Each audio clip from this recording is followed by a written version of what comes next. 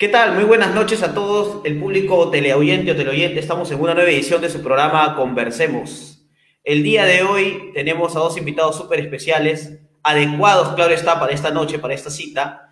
Y a este programa lo hemos llamado Aspiraciones Literarias, Literatura y Drogas, ¿no? Sobre todo porque la aspiración y la inspiración van de la mano en este caso, ¿no? Y bueno, tenemos a Pedro Casusol, ¿no? Pedro Casusol es escritor y periodista, ¿no es cierto? Ha publicado los libros de relatos Cat Food en el 2008 y la novela corta 1115 en el 2009. Asimismo, ha trabajado en una investigación sobre la visita que hiciera el poeta norteamericano Allen Ginsberg en Lima en 1960 y su enorme curiosidad por María Emilia Cornejo lo ha llevado pues a publicar el año pasado, publicaste este libro, ¿no? Soy la muchacha mala de la historia, poemas de María Emilia Cornejo. Así que agradecerte, Pedro, por el espacio, por la oportunidad también, y por el tiempo que te das para conversar con nosotros. ¿Qué No, tal? gracias a ustedes por invitarme y también por compartir screen, se le llama ahora, ¿no? Ya que cada uno está en su casa, compartir pantalla con mi amigo Armando. Genial, genial, Pedro, qué gusto. Y bueno, tenemos a Armando Alzamora, que después de tiempo nos volvemos a ver también, así que qué gusto verlo. Bueno, Armando Alzamora, ¿no es cierto?, ha publicado los libros de cuentos Un perro yonki en el 2012 y Los abismos ulteriores en el 2016, ¿no? Y diversos artículos de crítica literaria en medios nacionales y extranjeros. Se desempeña como docente del Departamento de Humanidades en la Pontificia Universidad Católica del Perú y asimismo dirige el sello independiente Colmena Editores. ¿Qué tal, Armando? ¿Cómo estás? Buenas noches. ¿Qué tal? ¿Cómo estás? Bien, bien, muy bien, Yosimar, con ganas de conversar y bueno, hablar también con Pedro, que es un conocedor de estos temas. Claro, conocedor. Y bueno, tenemos acá pues a los de siempre, a Jeremías Martínez, falta Carlos Castañeda, que seguramente después se va a integrar, y yo, pues Yosimar Cavalier, que les mando un fuerte abrazo y gracias por siempre vernos. El día de hoy vamos a hablar precisamente pues de literatura y drogas, y me daba de alguna manera un orden más o menos de cómo podemos dirigir esta conversa, ¿no? Primero me ponía a pensar en las drogas como un impulso creativo y también destructivo, ¿no es cierto? Hay varios casos en los cuales podemos hablar de las drogas en el ámbito peruano, ¿no es cierto? Literatura y drogas en el ámbito peruano, en el latinoamericano y, ¿por qué no, otros casos que de alguna manera se adhieren al tema de las drogas? Además, es un tema bastante amplio, porque no solamente se ha escrito sobre las drogas desde la narrativa, sino hay ensayos sobre las drogas, hay poesía sobre las drogas. Entonces, bueno, quisiera preguntarle a Pedro y luego a Armando, ¿qué casos más sonados, ¿no es cierto?, ustedes conocen, digamos, en el Perú sobre el tema de las drogas como un impulso creativo, ¿no? Primero Pedro, luego Bueno, Armando y luego Jeremías, ¿no? cuando hablamos de droga en la literatura peruana, definitivamente yo hago un hipervínculo en mi cerebro con los Colonia, ¿no? Valeromar. Pero más que nada pienso en un texto de Federico More, uno de los hermanos More, que son del grupo de los Colonia de los Mascaletas. Ellos publicaron, o Federico publicó, un texto que a mí me gustaba mucho leer cuando yo era adolescente en recitales, que era un texto referente al opio. Este, digamos que de los poetas peruanos, de los literatos peruanos que yo relaciono con las drogas, definitivamente pasan por esa vanguardia, ¿no? Por la vanguardia de inicio del siglo XX. Valderomar y sobre todo este texto que, de hecho, me he acordado de él mientras tú hablabas de las drogas en la literatura peruana. Lo debo tener en alguna caja, porque me acuerdo que ese texto yo lo leí por una revista que se editaba a inicios del 2000, que se llamaba Distancia Crítica, que sacaban, ¿cómo se llama este pata? Pedro Favarón, que es un poeta peruano que hizo, me acuerdo, una maestría en la Universidad de Montreal sobre poesía en la literatura amazónica y que en algún momento lo dejó todo y se fue a vivir a una comunidad a una comunidad en Yarinacocha, en Pucallpa, una comunidad indígena, y él se convirtió en un maestro, un maestro de esa comunidad, un curandero, o sea, trabajando a través de la ayahuasca. Espero que esté bien saben que en esta circunstancia de pandemia con la COVID, las comunidades indígenas están siendo bastante golpeadas, al menos hasta donde yo sabía. Espero que esté bien, Pedro Favarón. Y bueno, ese texto yo lo leí en esa revista. De hecho, me has hecho acordar de ese texto, lo voy a buscar. No recuerdo exactamente cómo se llamaba, pero era una especie de poema en prosa y era una defensa al consumo de opio en la época. Que como sabemos, los poetas de esa onda estaban muy metidos en esas experimentaciones, que evidentemente Valderomar yo pienso que lo veía como una manera más de sentirse, qué sé yo, europeo, no sé, ustedes saben que Valderomar era todo un personaje, ¿no? Y que murió a los 33 años, además, o sea, yo ahorita soy mayor de lo que era Valderomar cuando se murió, ¿no? En el año, creo que él fallece en el año 33 o 32, una cosa así. No estoy muy seguro, en verdad. Tampoco me considero un experto de Valdelomar.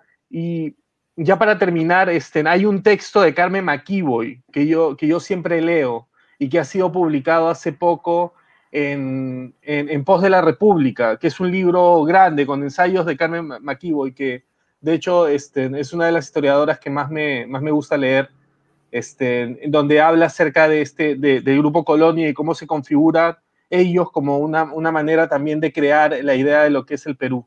Pero creo que ya me fui mucho del tema. No sé, Armando, ¿tú qué opinas? Sí, precisamente, a ver, Armando, tú que eres conocedor, experto, culto en estos avatares de No, la droga y la literatura. bueno, sí, con interés he también indagado algunos temas, ¿no? Bueno, primero lo de Valdelomar y los colónidas, es un tema que uno ya lo conocía, pues, de antemano, digamos, por muchas menciones que han habido, ¿no? Bueno, Pedro mencionó un artículo que encontró, ¿no? Yo recuerdo claramente en la universidad que era como un tema, ¿no? El que se hablaba siempre, se iba a hablar de Valdelomar y siempre tenían que remitirse al tema de la experiencia de Valdelomar con el opio, ¿no? Pero me dejó mucho más marcado un texto de José Vasconcelos, escritor mexicano, cuando él cuenta que viene a Perú, ¿no? Y quién lo recibe Valdelomar con un grupo de escritores de Colonia, ¿no?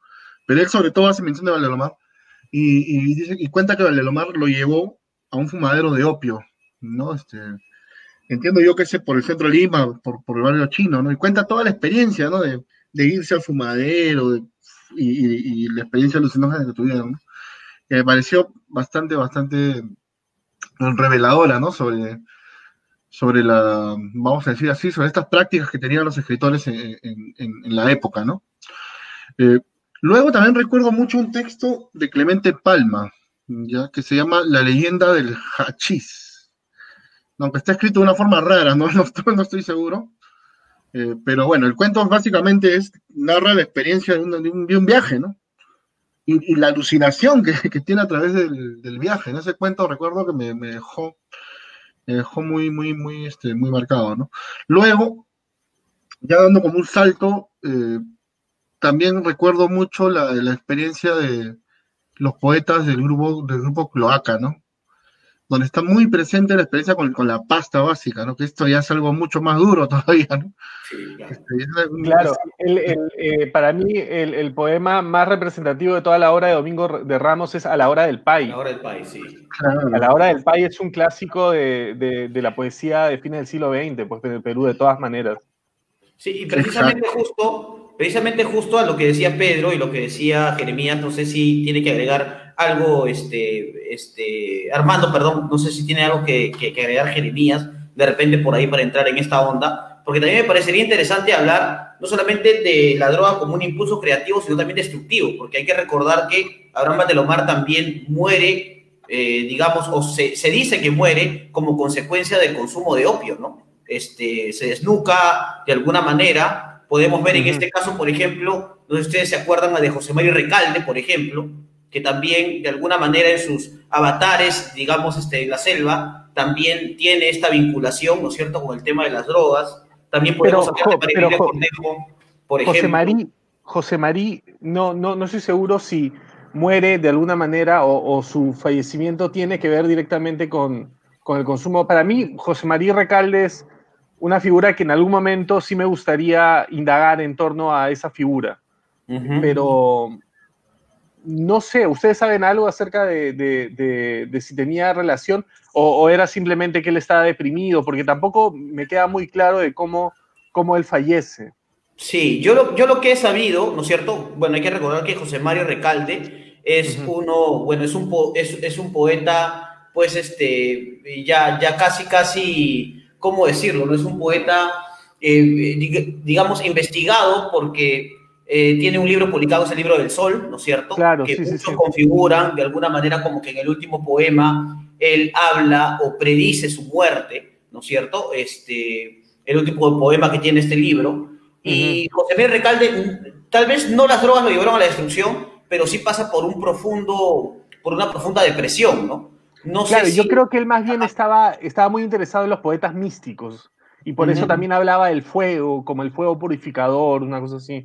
Ahora, José María Recalde también investigaba y leía, incluso se reunía con Guillermo Chirinos Cunio, que es otro poeta tocado por la pasta básica, pues, ¿no? Ujú. No sé, esos hipervínculos generacionales siempre me parecieron muy interesantes.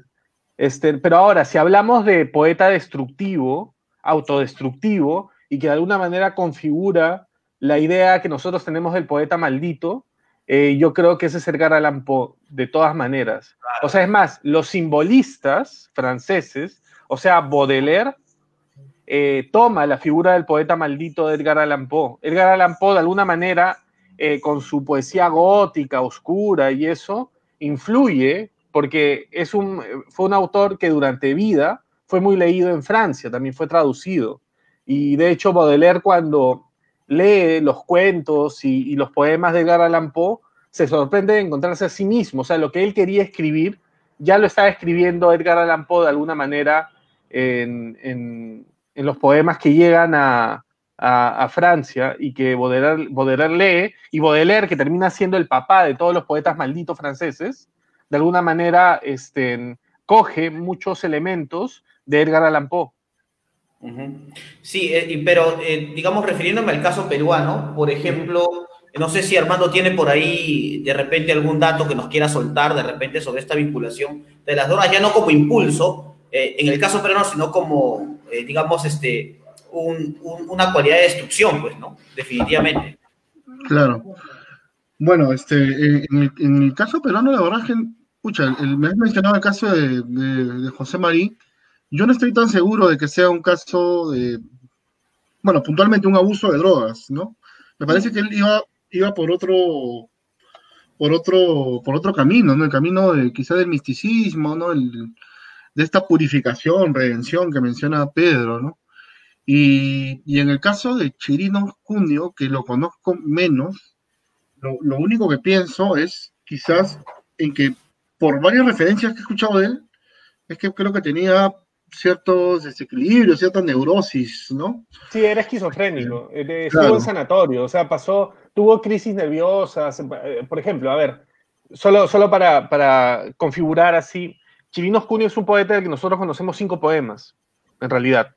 Todo lo demás o lo destruyó o fueron papeles que se pudrieron en su casa en la punta, probablemente, y él se metió unas bombas espantosas, pues, con este otro poeta que también es el poeta que se muere porque Carlos caminaba. Oliva. ¿Perdón? ¿Carlos Oliva o estás hablando del poeta guaracino, este, ¿cómo se El llama este que, poeta? Que Diego pertenecía, Ojeda, creo que al a Diego Ojeda, Juan Ojeda, Ojeda, Juan o Ojeda, ahora sí. cero, ¿no? Claro, Diego Juan Ojeda, Juan Ojeda Ojeda. y Guillermo Chirinos Cunio eran inseparables, pues se metían unas bombas asquerosas, así. ¿Por qué? Porque, a ver, si hablamos de drogas en la literatura, yo creo que la droga que más ha afectado y más ha influenciado probablemente también a los escritores es el alcohol. O sea, pensemos en el alcohol, ¿no? El alcohol es un psicoactivo, así que de todas maneras es una droga. Entonces, Chirinos Cunio, Juan Ojeda se metían en esas bombas, y Chirinos Cunio, al menos por el testimonio de Roger Santibáñez, que también se acerca a Chirinos Cunio, ojo, es el poeta de la generación del 60 para mí, que también puede ser paradigmático del poeta maldito, Drogo, en las letras peruanas, junto con Juan Ojeda también. Y bueno, la cuestión es que ya en los años 80, con toda la crisis económica de la década y todo, resulta que Chirinos Cunio se había vuelto adicto a la pasta básica, ¿no? Y de todas maneras eso debe haber terminado de destruir su psiquis, ¿no? Bueno, eso, nada más.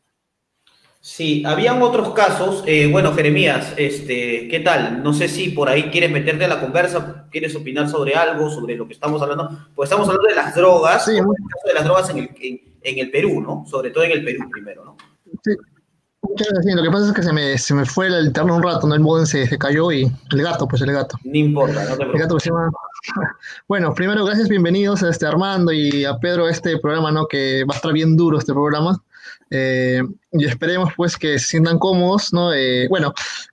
No sé si lo dijeron, ¿no? Porque la verdad no pude escucharlo por el hecho de lo que te acabo de comentar, ¿no? Pero de repente estamos viendo la figura de Vallejo, ¿no? Vallejo también, él, paralelo a la escritura de Trilce, él escribe un libro de cuentos que es Escalas Melográficas. Ahí hay un libro también un cuento, donde él habla sobre su experiencia con la droga, ¿no? Que es Cera, ¿no? Ahí dice, ahí cuenta, ¿no? Como todo ese mundo, ¿no? Psicodélico. Eh, También me parece que en esta época, ¿no? Y justamente son casi todos los posmodernos, posmodernistas, ¿no? De Colónidas, son los que inauguran por decirlo de un modo, esta literatura vinculada a las drogas, ¿no?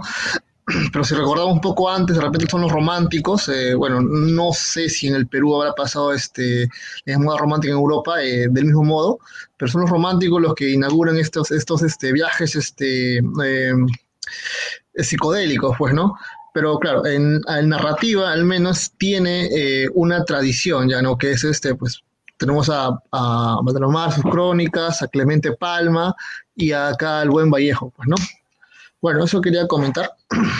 Sí, Sí, y el has dicho caso, algo, sí, sí, Armando, sí, disculpa, has dicho algo interesante, fíjate, sobre este tema de los modernistas, los postmodernistas, ¿no? Que son como que las primeras personas que incursionan, ¿no? En estas prácticas, ¿no? Y esto, claro, no es algo solamente que se da en Perú, ¿no? Hay otros poetas, escritores, bueno, creo que para la época poetas sobre todo, pero también aplica para algunos narradores, ¿no? Que incursionan en esto, ¿no? Bueno, por ejemplo, Rubén Darío, Julio Rey Reisig, ¿no? Que era adicto a la claro, morfina, ¿no? sí. Eh, y me llama la curiosidad que justamente son poetas que reciben una gran influencia, ¿no? Del simbolismo francés, de Baudelaire, ¿no? Con quienes quizás nace la experiencia, ¿no? Del consumo de drogas, ¿no? Pero como una experiencia totalmente distinta, nueva, ¿no? Una experiencia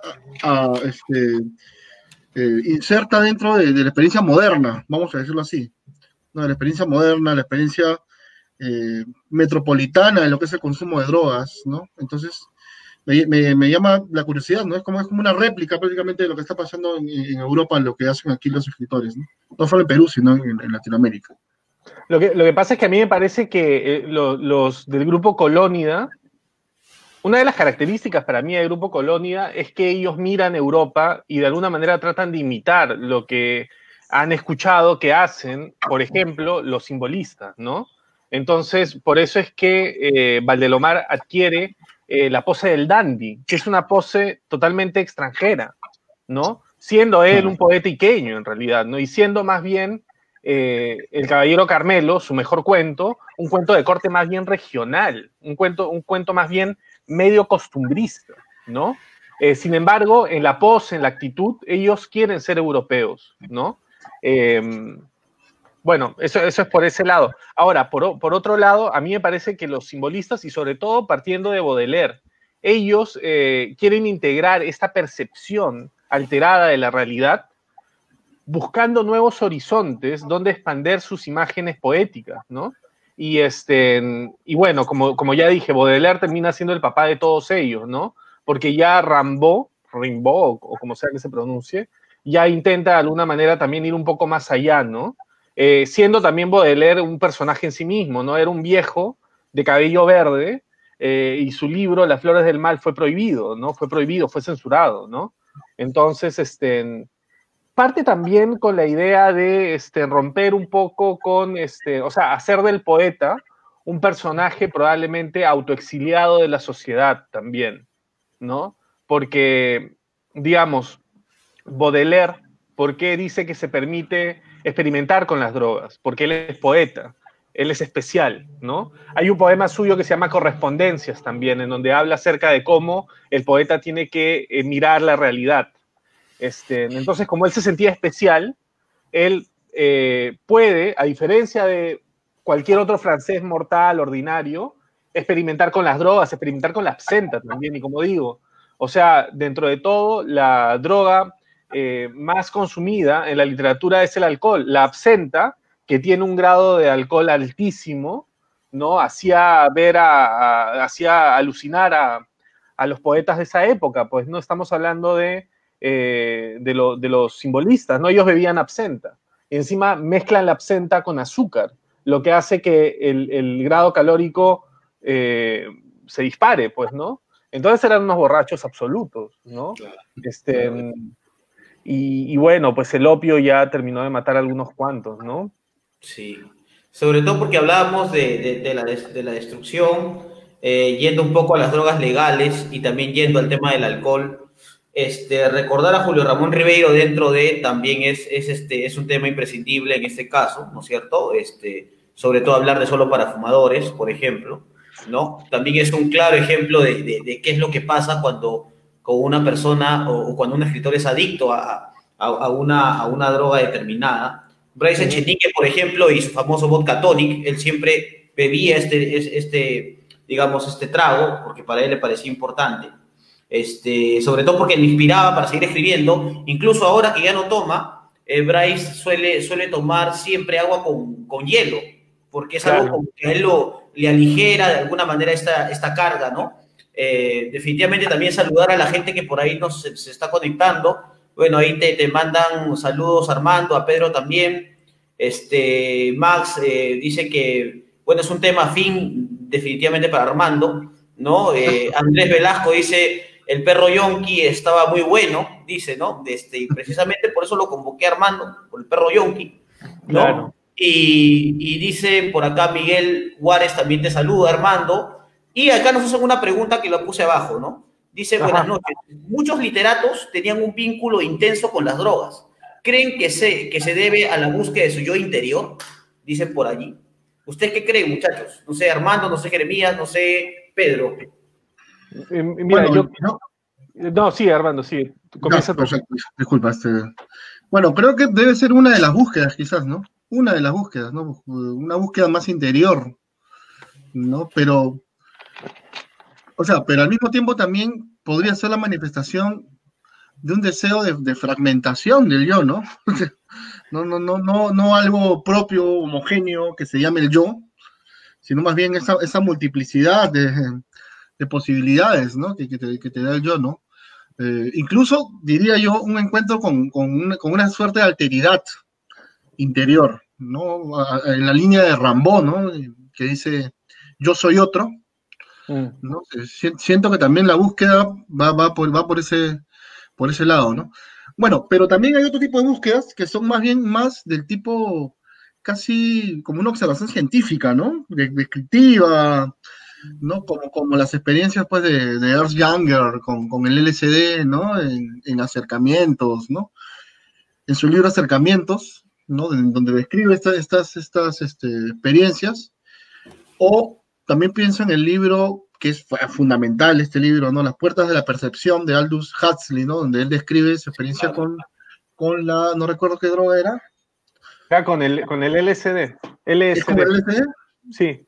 Sí, me parece que sí, no, sí, estoy casi seguro que sí, pero no recuerdo bien. Pero claro, igual, ¿no? O sea, hace esta experiencia de probar la droga para él mismo anotar sus observaciones a partir, ¿no? Casi como una especie de experimento, ¿no? Un método científico para describir el proceso alucinógeno, ¿no?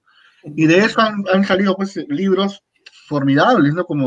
Bueno, y ya desde el punto de vista no de la narrativa, la poesía, sino más bien desde el punto de vista de géneros más vinculados a la reflexión, ¿no? O sea, ensayos, como las puertas de la percepción y acercamientos, ¿no? Entonces, creo yo que los motivos, pues, no se encajan en eso exactamente, ¿no? En la búsqueda del yo interior, ¿no? ¿Tú qué dices, Pedro? Bueno, yo pienso de que, a ver, ¿qué pasa? Que cuando una persona crea algo, cuando uno crea, digamos, un cuento o lo que sea, de alguna manera está creando, como se sabe, un universo en chiquito, ¿no es cierto? No, o sea, de alguna manera crear literatura es crear pequeños universos donde todo encaja, donde no encaja nada, ¿no? Ya eso depende de cada uno. Y en ese sentido creo que muchos escritores o artistas o poetas encontraron que también a través de algunas drogas se podía de alguna manera, como dijo Huxley, ¿no? Entrar a otros mundos, ¿no? De hecho, eso era un poco lo que creía Allen Ginsberg cuando escribía poemas. Él quería que de alguna manera a través del poema uno pudiera también ingresar a otras realidades. Esa era un poco la gran ambición de Allen Ginsberg durante muchos años, incluyendo los años en los que vino a Perú también a buscar el ayahuasca. Eh, por ejemplo, Allen Ginsberg consumía LSD y escribía un poema en LSD. Y su idea era que ese poema, la persona que lo leyera, también pudiera vivir esa experiencia, ¿no? Entonces, en ese caso en particular, en el caso de los poetas como Allen Ginsberg, que a su vez Allen Ginsberg viene de una larga tradición de poetas, partiendo de William Blake también, partiendo de Walt Whitman, ¿no? Él creía en eso, él creía en ese poder de alguna manera mágico de la literatura que te permitía ingresar a otros mundos o de alguna manera cambiar tu percepción de la realidad. Entonces yo creo que por ahí de repente va la búsqueda de muchos escritores o poetas. Yo no sé si en estos tiempos ya, porque en realidad en estos tiempos ya hasta yo mismo me pregunto qué es realidad y qué no, en el sentido de que nosotros, por ejemplo, en este momento nos estamos comunicando a través de una pantalla. Entonces, ya en qué realidad vivimos, ¿no? Y más ahora en tiempos de pandemia en la que en realidad la tecnología nos permite conectarnos, pero sin estar presentes en un mismo lugar. En todo caso, yo no sé si realmente, o como dijo Kurt Cobain también en alguna entrevista por ahí, ¿no? De repente la tecnología es la nueva droga. De repente la tecnología también nos está abriendo las puertas a otros mundos, ¿no? Que no conocemos. Y creo que la realidad así, tipo Black Mirror, está más cerca de lo que nosotros realmente nos damos cuenta, ¿no? Pero esta cita que les digo de Kurt Cobain es verdad. Hay un documental que se llama About a Song, que es en base a muchas entrevistas que le hicieron a Kurt Cobain, que dicho sea de paso fue otro artista, digamos, consumido absolutamente por las drogas, ¿no? Claro. Y él tuvo muchas entrevistas telefónicas con un periodista de la Rolling Stone y en base a esas entrevistas hacen el documental, que es muy bueno, es mucho mejor que el otro que salió después, Montage of a Geek o a Geek, no sé. Me gusta mucho más este. Y la cuestión es que hay una parte en la que él dice eso, ¿no? Yo imagino que en el futuro la tecnología habrá evolucionado tanto que la gente estará enganchada todo el día a la tecnología. Y eso lo dijo en 1994, 93, ¿no? O sea, en 10 años o 20 años antes de que realmente la gente esté más enganchada a su teléfono celular que cualquier otra cosa, ¿no? ¿Por qué? Porque acá tenemos también un universo distinto, ¿no? Algo en donde nosotros nos refugiamos. Y finalmente, ¿qué es la literatura sino también un lugar donde nosotros nos refugiamos? Entonces, de repente, yo creo que por ahí viene tal vez la verdadera conexión entre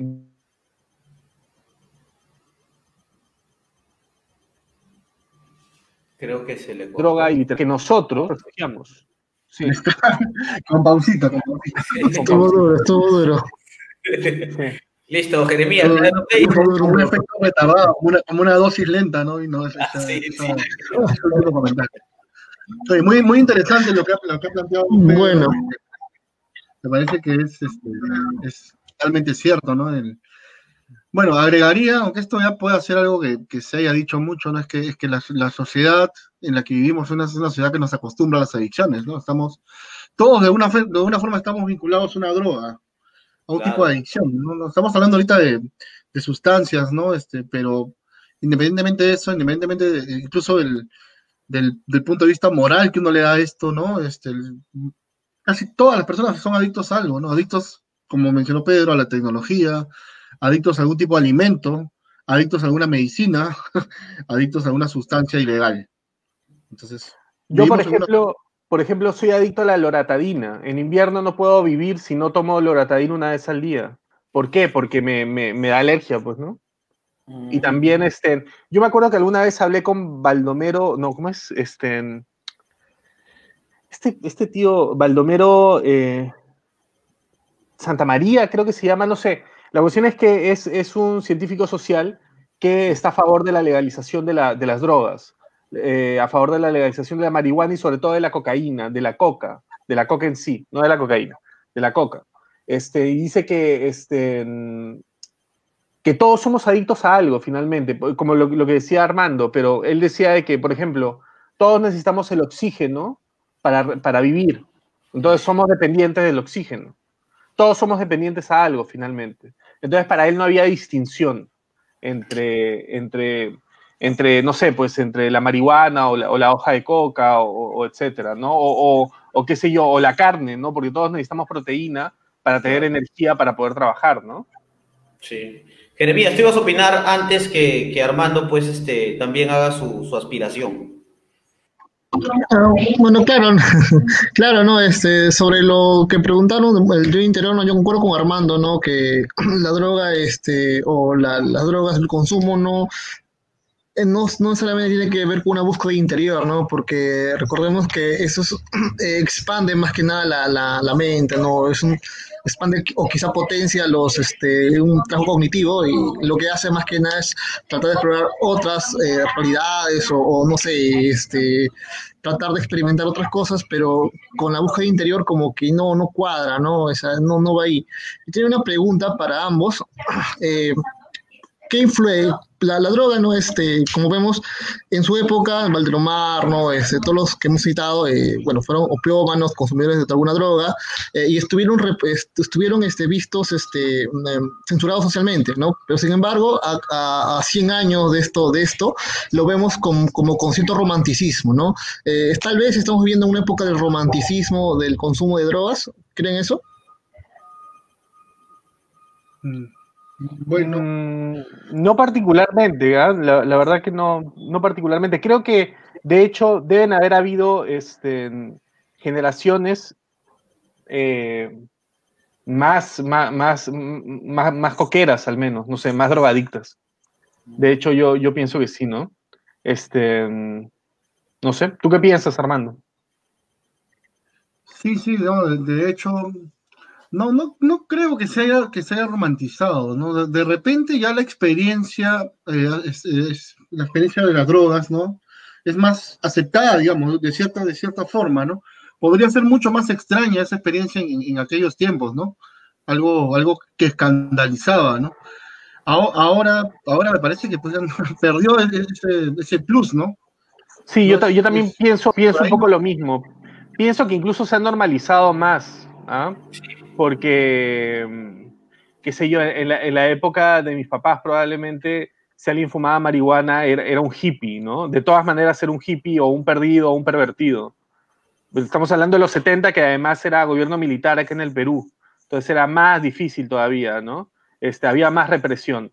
Que es la época de Luis Hernández también, ¿no? Que él fumaba marihuana también, ¿no? Entonces él probablemente para su familia era un perdido, ¿no? La época en que Velasco no dejó entrar a Santana al Perú, ¿no?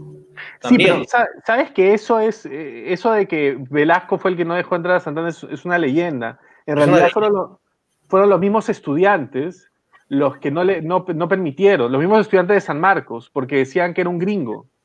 Y Velasco creo que no tuvo nada que ver al final, pero terminó siendo la imagen de que Velasco no lo dejó, pero no es cierto del todo.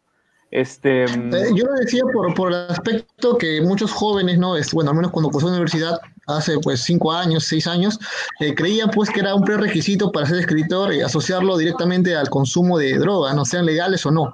Entonces, por eso como que tenía una visión un poco romántica de lo que era hacer las drogas, de lo que era usar drogas, ¿no? Pero... Sí. Te escucho. Que eso siempre va a existir, ¿no? Siempre va a existir esa idea de que el escritor tiene que hacer determinada cosa o tal otra, pero termina siendo también parte de una pose nada más, ¿no? De la idea del poeta maldito, ¿no? Del Edgar Allan Poe que tenemos que ser para poder escribir, ¿no? Es como decir, no, tú solo puedes escribir estando triste, ¿no? O estando descorazonado, o porque una chica te dejó, ¿no? O sea, pero finalmente son lugares comunes también, ¿no? No me parece que nada de eso sea requisito para escribir nada, ¿no? Sí. Bueno, ha seguido mucho la imagen, ¿no? La imagen, por ejemplo, de Bukowski está tan... Bukowski, claro. Muchos creímos que estar borracho era un requisito para ser un escritor, ¿no? Bueno, en lo particular yo reconozco que no he podido escribir nada ebrio, realmente, para mí es imposible, ¿no? Yo necesito estar en mis 4 sentidos. Con resaca podría ser, pero yo me tomo una chela, si quiero sentarme a escribir, no escribo nada. O si escribo algo, ¿qué será, no? Sinceramente, ¿verdad? En lo particular no me funcionó jamás. No, jamás esa experiencia. Bueno, acá vamos a hacerle caso a los...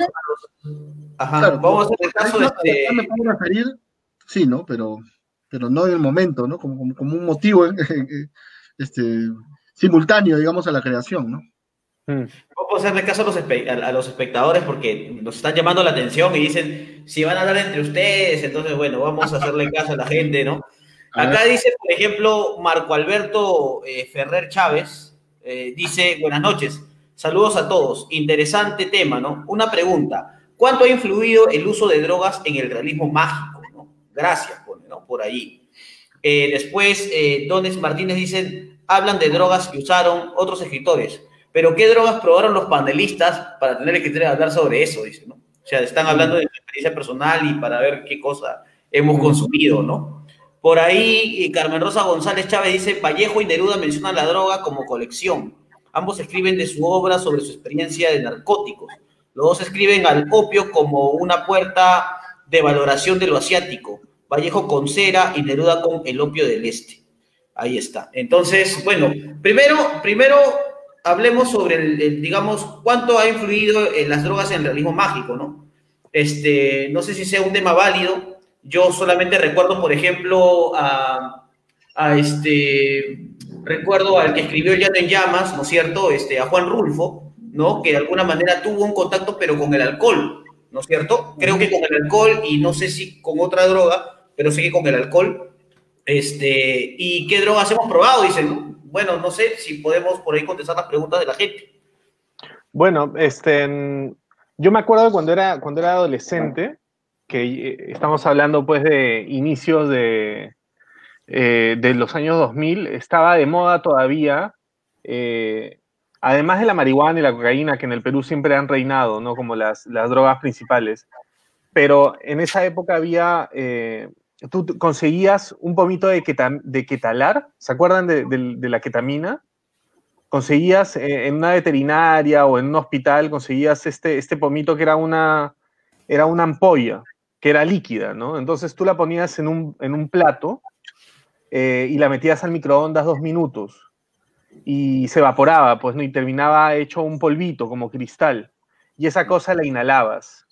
¿Y cuál era el efecto? Bueno, terminabas hecho un estropajo, ¿no? Eras un trapo, digamos, en el piso de la cocina, básicamente. Porque te anestesiaba todo, ¿no? Creo que eso fue lo más raro que llegué a consumir alguna vez, ¿no? Por lo demás, lo que habremos consumido todos alguna vez, ¿no? Alcohol, marihuana, cocaína, alguna vez, ¿no?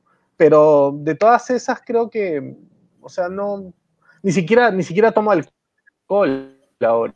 No, creo que ya una noche de borrachera creo que no amerita ya a esta edad un día de resaca. Me parece que simplemente no lo amerita. No sé, Armando, tú eres más borracho que yo. Tú te vi tomar vino ahora. Ahora estás con vino, ¿no es cierto? Sí, me trajeron un vino, así que estoy aquí acompañando. Claro. Bueno, yo, de experiencia, bueno, antes que nada, sobre el tema del realismo mágico, sí, se me hace difícil poder relacionarlo con las drogas, ¿ah? No, no tengo una referencia Me parece exacta, ¿no? que García Márquez no, al menos no tengo información de que haya consumido drogas. O sea, de repente por ahí, marihuana, ¿no? Por lo que también, como nosotros los peruanos tenemos mucha marihuana, tenemos mucha cocaína, ¿no? Pero no me Claro. parece que de repente haya Además, claro, influido algo entre los en escritores una es concepción muy como el común, ¿no? realismo mágico. Sí. Es muy común la marihuana, el alcohol, así que eso se podría ser, ¿no? Pero no lo tengo claro, sinceramente, ¿no? Sí, tampoco creo que haya tenido mucho que ver en la concepción del realismo mágico. Además, tomando en cuenta que el realismo mágico en realidad, además de García Márquez, ¿cuál otro autor se podría decir así que realmente ha hecho uso del realismo mágico? Isabel Allende más bien se lo copió, ¿no? O sea, no sé, en fin. Sí, puede ser. ¿Tú qué dices? Bueno, le damos la bienvenida a Carlos Castañeda, nos está acompañando. Él es de alguna manera, el gestor y partícipe de, digamos, de Cielo Gris. Así que le damos el pase, ¿no? A Carlos. Carlos, tú te llamas como Carlos Castaneda. Claro, como este antropólogo cajamarquino que se nacionalizó estadounidense y perdió la ñ, ahora es Castaneda. Claro. Hizo el bestseller de, ¿cómo se llama el libro? Pregúntale a Don Pedro, una cosa así. Sí, Las enseñanzas de Don Pedro. Sí, justo ese era un tema que me molestaba mucho en la universidad cuando estaba en la vida real. Siempre me hacían la comparación. Oye, tú no eres familia, tú no eres el hijo negado, y como mis padres son de Cajamarca, y ya, pues ahí comenzaba más el relajo. Bueno, de todas maneras, yo muy contento de estar esta noche. Me disculpo ante todo de haber llegado tarde, he tenido algunas cosas. Bueno, acá Yosimar y Jeremías saben que siempre estoy en unas y en otras y en bastantes, y al final el tiempo me falta. Pero bueno, yo estaba escuchando algunos de los comentarios de la relación que hablaban acerca del acto de escribir con el tema de las drogas, ¿no? Yo coincido con Armando en el punto de que yo tampoco, en toda mi experiencia, digamos, como escritor o, digamos, alguien que intenta escribir algunos textos, nunca he podido hacerlo bajo el efecto del alcohol o del tabaco, no sé. Siempre he necesitado estar bastante cuerdo para poder pensar, para poder reflexionar, incluso el hecho de la tristeza, que también es algo de lo que Jeremías creo que quería relacionar cuando hablaba del romantizar las drogas. A veces también se romantiza mucho la noción del poeta melancólico, del escritor melancólico, ¿no? Yo creo que más esa situación de tristeza es más que un hecho casual, es una voluntad, ¿no? Y creo que ahí radica un punto muy, no sé cómo decirlo, masoquista, creo, del escritor, de saber o de intentar recordar algo que en efecto le causa daño, o le hace digamos, deprimirse, ¿no? Y al parecer en esa lógica encuentra un cierto goce, ¿no? Entre esta idea de sentirse bien al momento de producir algo y también, obviamente, la tristeza que esto le genera. Ahora, sobre la otra pregunta, de la idea de qué drogas han consumido, bueno, yo en lo particular, básicamente el tabaco y el alcohol en casi todas sus presentaciones. Claro, o sea, yo me acuerdo que así lo conocí a Jeremías, nos hicimos amigos porque de toda la mesa era el único que cantaba unos boleros, y yo dije, men, este es el hombre para las borracheras que pueden venir después, ¿no? Y nada, pues yo creo que eso es para mí, y bueno, yo hablo de un punto de vista muy conservador, creo también, porque mi familia es muy tradicional, entonces siempre hemos vetado el uso de digamos, drogas no legales, ¿no?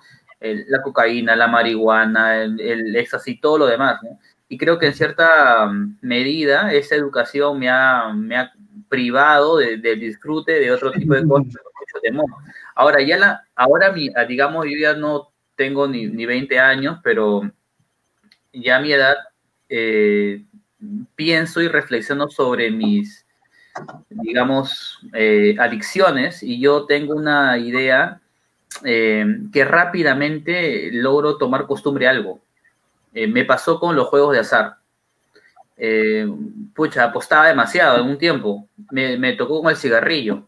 ¿Te acuerdas del estudiante de la universidad? Wow, o sea, 20 cigarrillos al día era una cosa pequeña, pues, ¿no? Casi para todo fumaba. Qué fuerte, ¿no? Claro, tenía 19 años, 20 años. Y eso me acompañó, digamos, un par de años, así que tampoco fue algo muy efímero. Igual pasaba con el licor.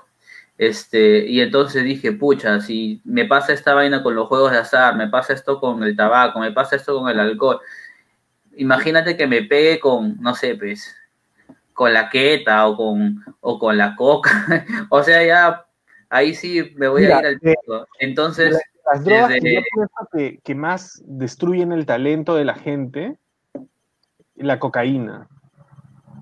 Me parece una droga bien destructiva, sobre todo de gente que necesita el cerebro para ser creativo. Claro. Yo siento que los destruye mucho.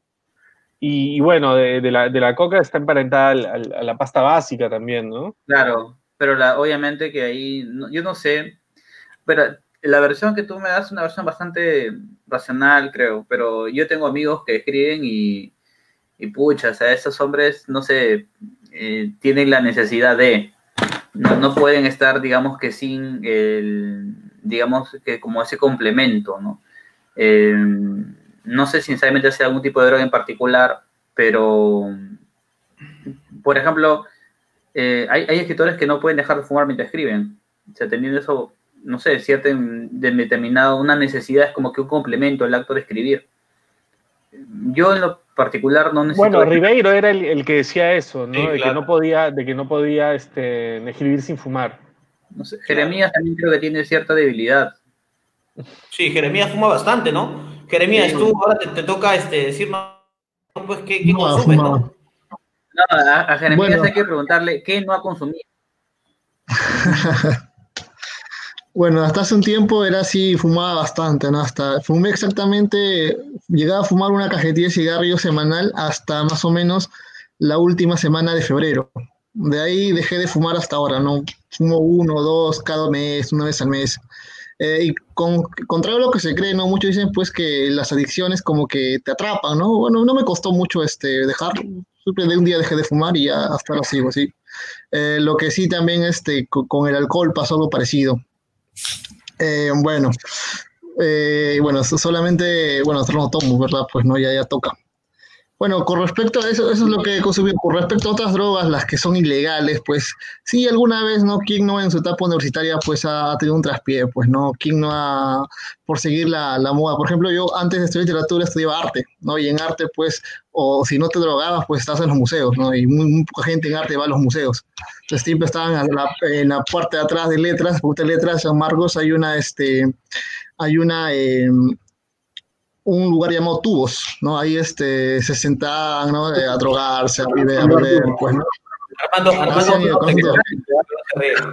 Tubos es emblemático de San Marcos, ¿sabes? Tubos es... Es legendario Tubos. Es legendario, eso es de nadie, ese es zona liberada. Zona liberada. Luego también estaba por la Huaca, ¿no? Por el Botánico. Ahí también puedes encontrar a gente ahí rodeando. Atrás del rectorado también puedes salir. Había un tour, ¿no? Un tour de la droga. Comprabas la droga en letras, luego te ibas a Tubos, ibas al rectorado, al Botánico y terminas en Ahuaca.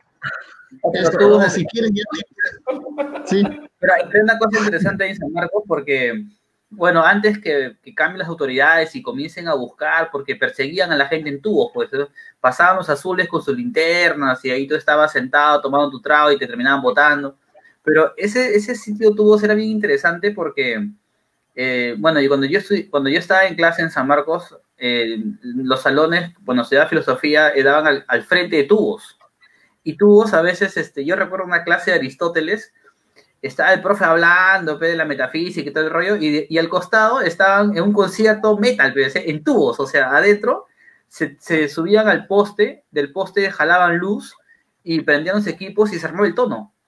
Entonces el profe estaba que hablaba que sí, que esto, que lo otro, y al final decía, no puedo seguir, acabamos y nos quitábamos. Y la gente se quitaba, ¿y a dónde se iba? A tubos, a ver el concierto. Claro. O sea, era un lugar bastante loco, pues un tanto surrealista esa idea de tubos. Bueno, es la magia de San Marcos, pues, ¿no? Eso es verdad. O el gallinero, por ejemplo, en la Villarreal. Armando lo sabe porque es conocedor de eso, ¿no? Y yo también, ¿no? En algún momento, ¿quién no ha compartido pues unos tragos, unos puchos o de repente otras sustancias, ¿no es cierto?, en el gallinero, ¿no? Todos hemos compartido, los villarrealinos que conocemos, hemos pasado por esos lares, pero bueno, hemos comentado un poco. Yosimar, falta tu testimonio, pues, falta tu testimonio. Tú nos has comentado. Bueno, yo creo que al final lo daré dando el poema de José Martí, que habla sobre el hachís, ¿no es cierto? Para mí también es importante por ahí dar mi testimonio. No, pero ¿saben qué droga sí a mí me parece indispensable para escribir?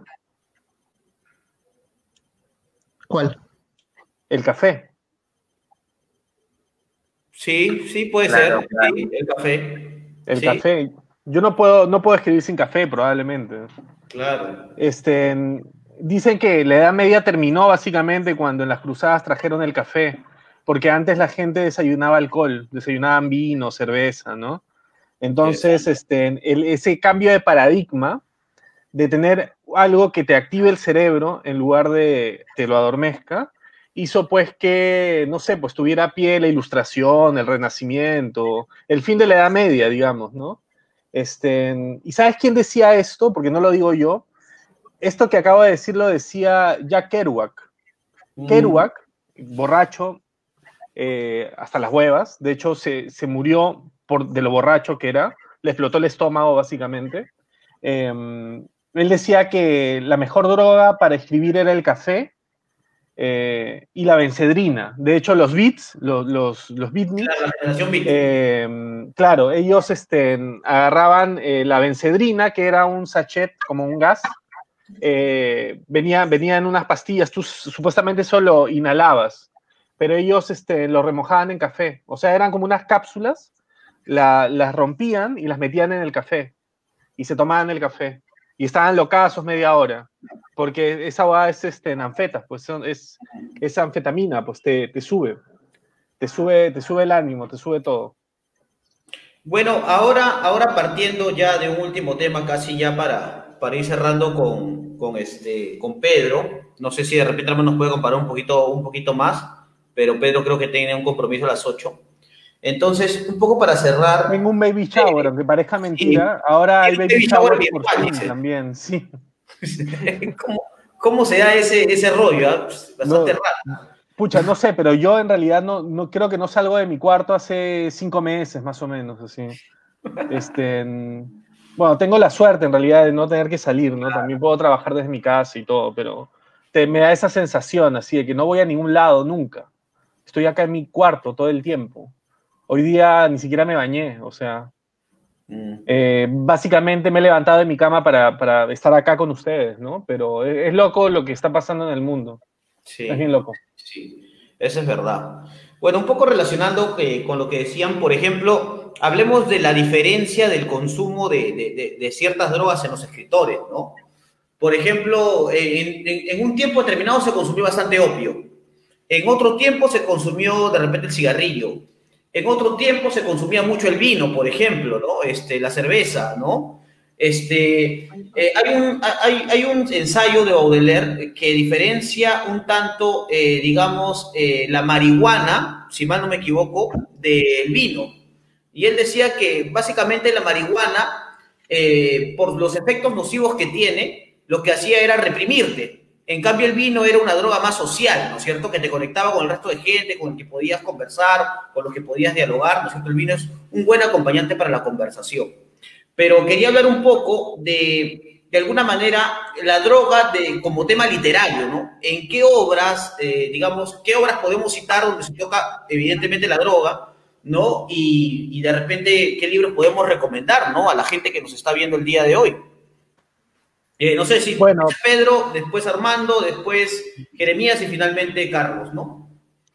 bueno, si es como para hablar de un autor que tiene como tema la droga, yo no puedo dejar de mencionar, evidentemente, a William Burroughs, el autor de Yonkie, de El almuerzo desnudo, que realmente la droga fue básicamente su tema literario, en parte.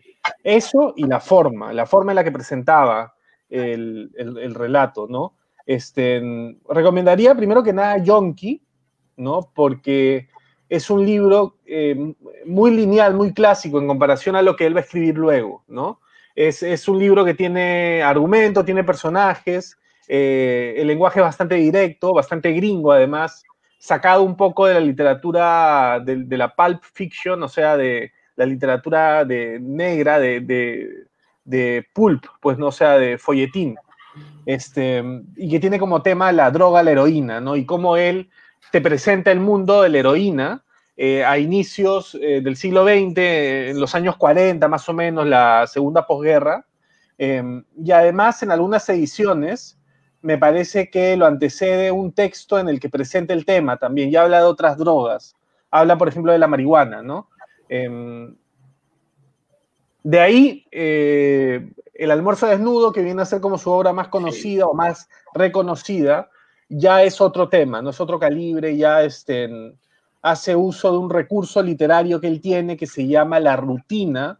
Básicamente es una composición de imágenes grotescas una tras otra, sin ningún sentido, medio surrealista, pero que se supone que ese libro lo hizo bajo los efectos de la heroína, en una habitación de hotel en Tánger, en Marruecos. Pedro, ¿te parece que la película de Cronenberg, digamos, está a la altura del libro? Lo que pasa es que la película de Cronenberg no tiene relación con el libro. La película de Cronenberg es una interpretación libre de toda la obra de William Burroughs. Y en un sentido me parece una adaptación bien decente, pero no tiene nada que ver con el libro, porque el libro sería imposible llevar al cine porque son imágenes totalmente desquiciadas, una tras otra, y no hay un argumento. En cambio, Cronenberg como que adapta muy bien parte de la vida de William Burroughs y lo convierte en este personaje. Hasta en la película aparecen también por ahí personajes que te remiten a Jack Kerouac, a Allen Ginsberg, pero en realidad es una interpretación libre, cinematográfica, y en ese sentido sí me parece que la película es buena. A mí es una película que a mí me gusta. Y eso, ¿no? Yo recomendaría a William Burroughs como un escritor que tuvo a la droga como tema. Y además, de ahí, la droga de alguna manera creo que influencia en sus experimentaciones literarias. Que son un poco sacadas también del dadaísmo, por ahí hay muchas conexiones con William Burroughs. Genial. Armando. Bueno, hay en realidad pues una literatura amplia, ¿no? Así por mencionar algunos, ¿no? Yo mencioné a Ernst Jünger con su libro Acercamientos, ¿no? Que mezcla claro, una serie de textos que van entre pequeños relatos, ¿no? Y reflexiones, o sea, no es un híbrido en realidad el libro, porque no podría decir yo que es ensayo, ¿no? Pero mezcla algunos relatos, mezcla sueños, ¿no? Mezcla, claro, sus propias reflexiones, ¿no?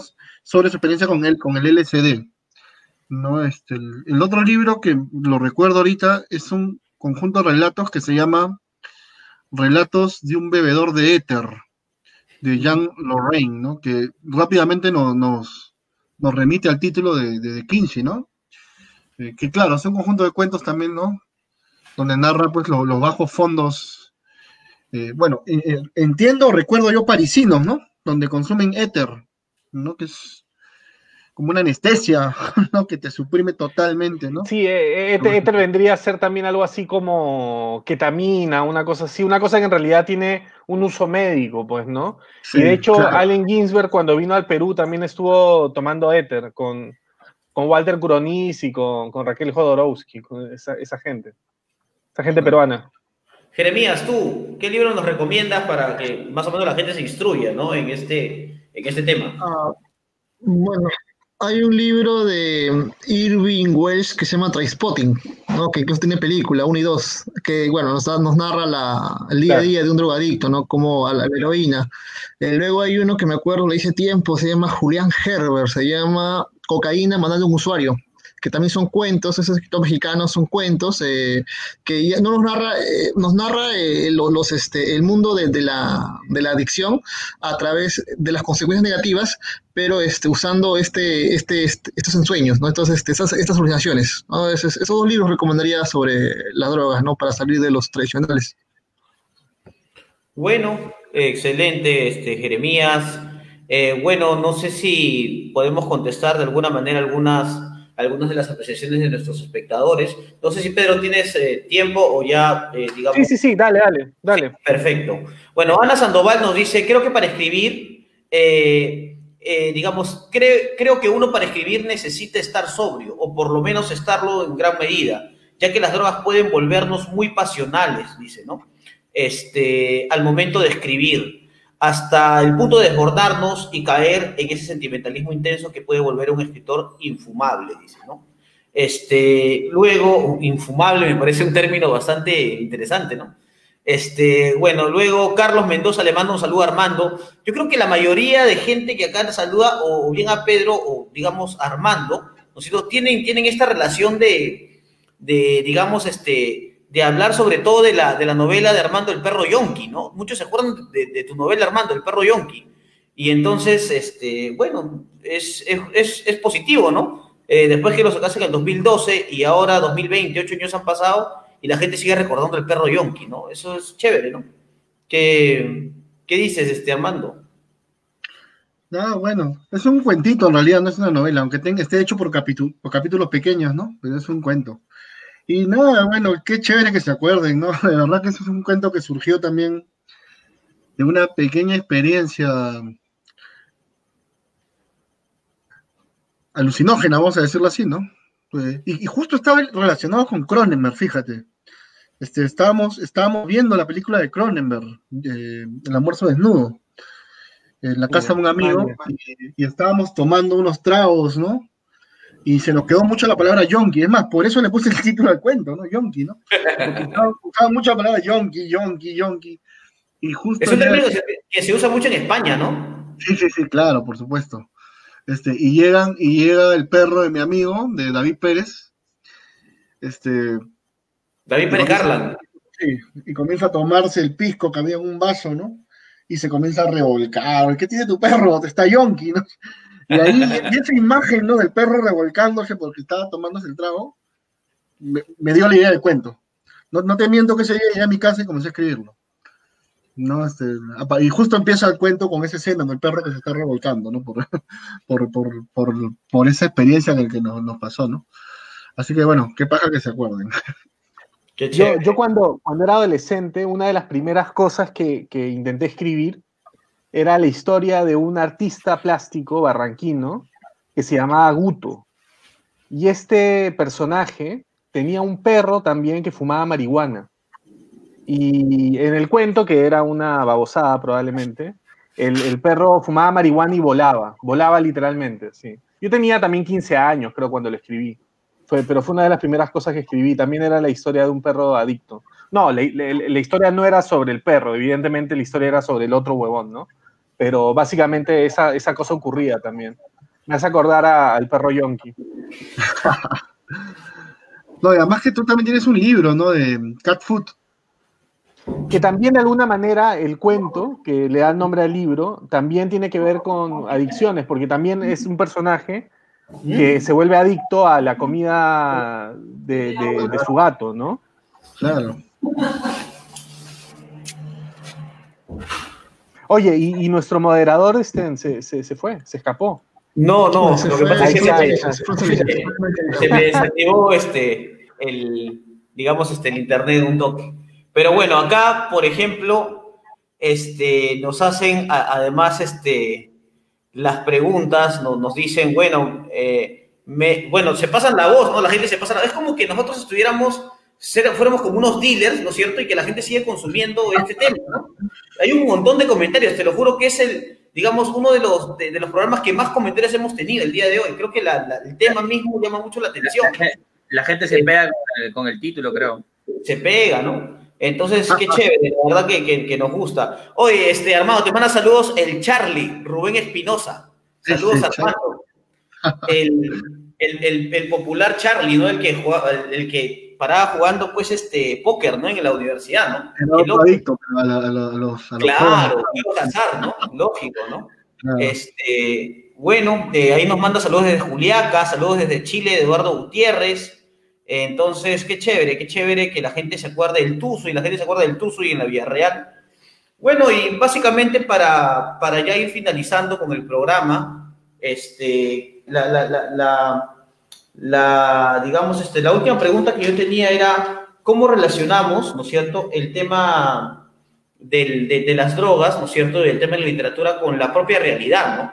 Por ejemplo, Pedro había dicho que ya no cree en estos tiempos, ¿no es cierto?, que el tema de las drogas ya sea un tema polémico, porque es como que ya se ha normalizado el hecho del consumo. Absolutamente, sí. Además que, mira, es algo que se había contemplado, porque yo soy comunicador, yo soy periodista, entonces yo estudié, me refiero, teoría de la comunicación.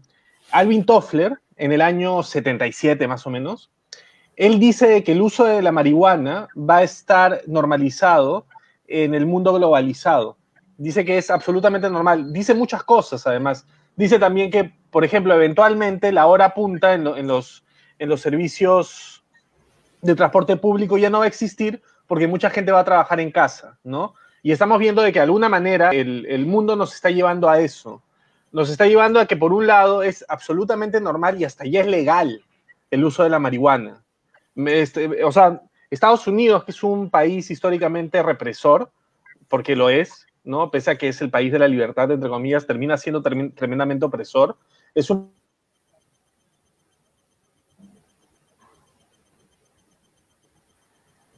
país duro. Sí. Se colgó un momento lo que tú decías, Pedro, pero si puedes volver a retomar lo que decías, por favor. Sí, no, que a lo que voy es que evidentemente el uso de algunas drogas que no son tan dañinas como probablemente sí lo es el tabaco o el alcohol, etcétera, van a terminar siendo legales eventualmente. No digo que la heroína probablemente, ¿no? Que sí te puede matar, pero la marihuana, por ejemplo, definitivamente va a terminar siendo legal. Y además, lo que decía Alvin Toffler es que el uso de la marihuana es compatible con estas nuevas tecnologías que finalmente te dejan aletargado viendo una pantalla, ¿no? Porque la marihuana te vuelve también un agente muy pasivo ante las persuasiones, pues, ¿no? Las imágenes, por ejemplo, ¿no? La marihuana es una droga que finalmente te vuelve un agente muy pasivo. Te quedas pegado viendo una película 2 horas cuando te fumas un troncho, ¿no? Entonces es compatible con las nuevas tecnologías, ¿no? No sé si eso es necesariamente algo bueno también, ¿no? O sea, si una droga te vuelve medio tonto, no, de repente no es tan buena idea, ¿no? Pero, pero bueno, nada, hay que leer, hay que educarse. Sí, sí. ¿Tú qué dices, Armando, ¿no? Con respecto a esta relación del consumo de las drogas y la literatura y de hecho, cómo se ve esta perspectiva en la actualidad, ¿no? ¿Cómo la vemos?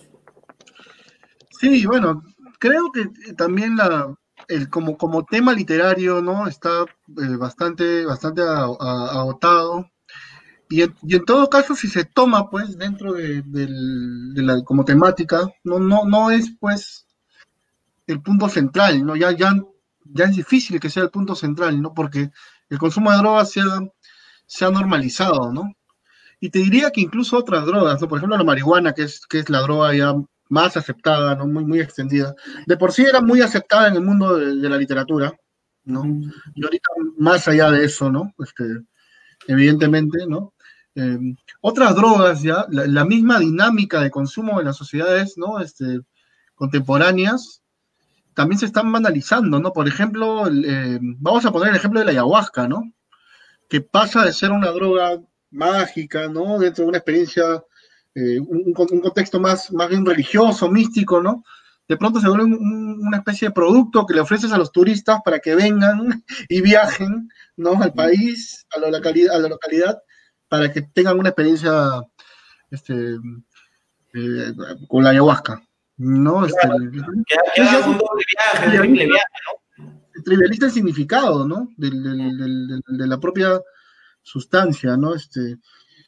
Lo cual me parece lamentable, ¿no? Porque es una experiencia, pues, totalmente distinta, ¿no? O sea, habría que hacer un programa sobre ayahuasca, creo yo, ¿no? Claro, Para poder hablar de esto. Y de hecho, bueno, hay personas, por ejemplo, tú mencionaste a Pedro Favarón, Pedro, ¿no? Sí, Pedro. Y claro, él tendrías que invitarlo, sería genial escucharlo, oír hablar de esto, ¿no? Porque sería una perspectiva distinta, incluso a la nuestra, ¿no? Que somos personas más, citadinas, ¿no?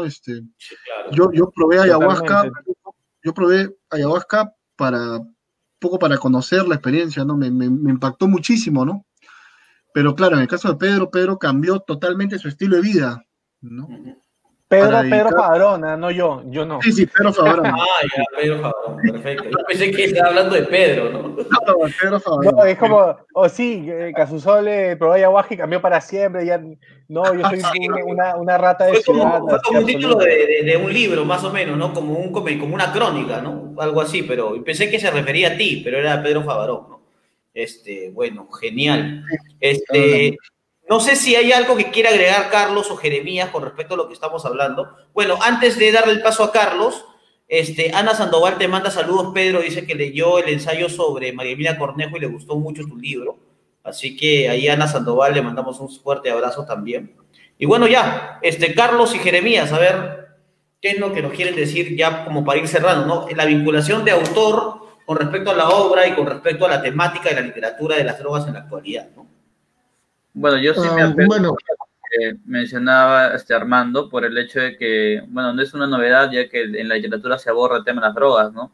Por el contrario, pienso que la manera ya de innovar debería ser la forma de tratar el tema.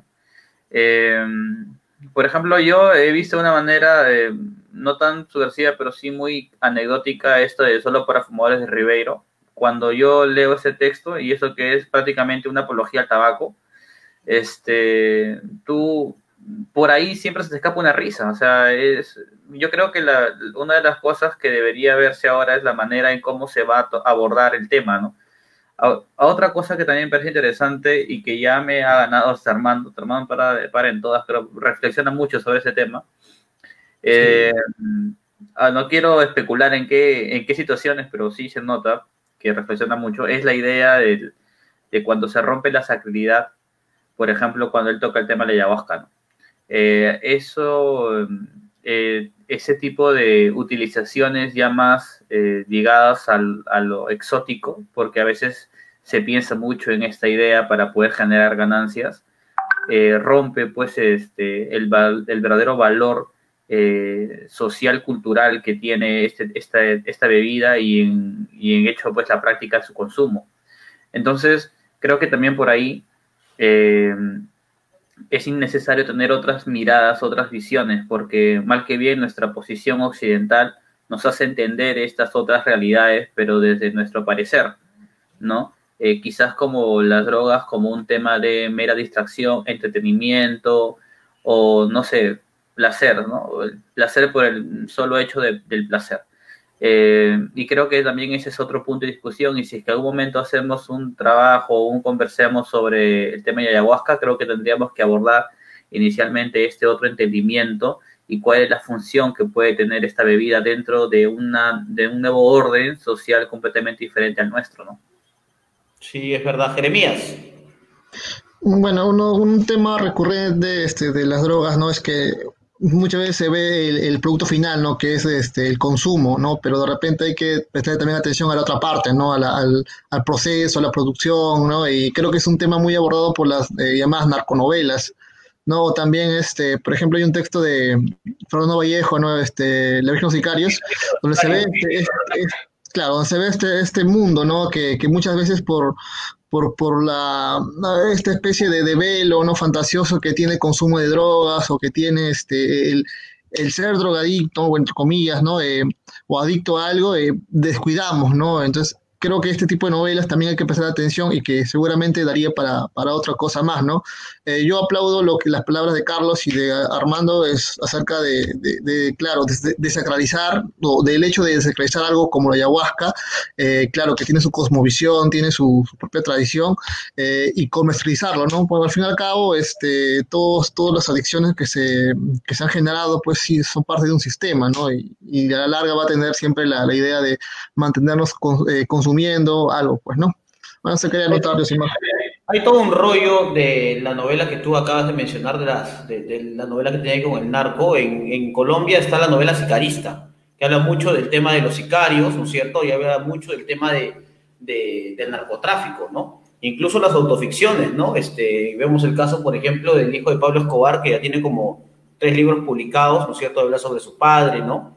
Y bueno, que incluso da a conocer un velo, digamos, interesante, pero creo que básicamente sobre todo marketing, que tuvo que cambiarse el nombre porque lo habían amenazado, ¿no? El cartel de Cali y un montón de cosas ahí adicionales, ¿no? Pero bueno, oye, la plática ha sido bastante interesante. Muchas gracias, Pedro, muchas gracias, Armando, por el espacio, por el tiempo. Gracias a Jeremías y a Carlos también por el tema de la conversación. Creo que a la gente y al público les ha gustado bastante. Han recordado a sus profesores, han recordado de repente por ahí a sus amigos, han recordado de repente no sé, nos han recordado de alguna manera, y creo que eso es muy importante, ¿no? Gracias también por el espacio, por el tiempo, y bueno, no sé si Pedro está haciendo ahora último algo que quieras anunciar por aquí. Ahorita, bueno, estoy con un taller acabo de empezar un taller de escritura por así online,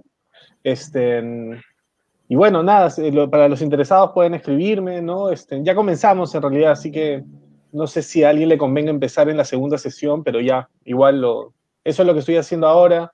Estoy terminando de escribir algo bastante largo también.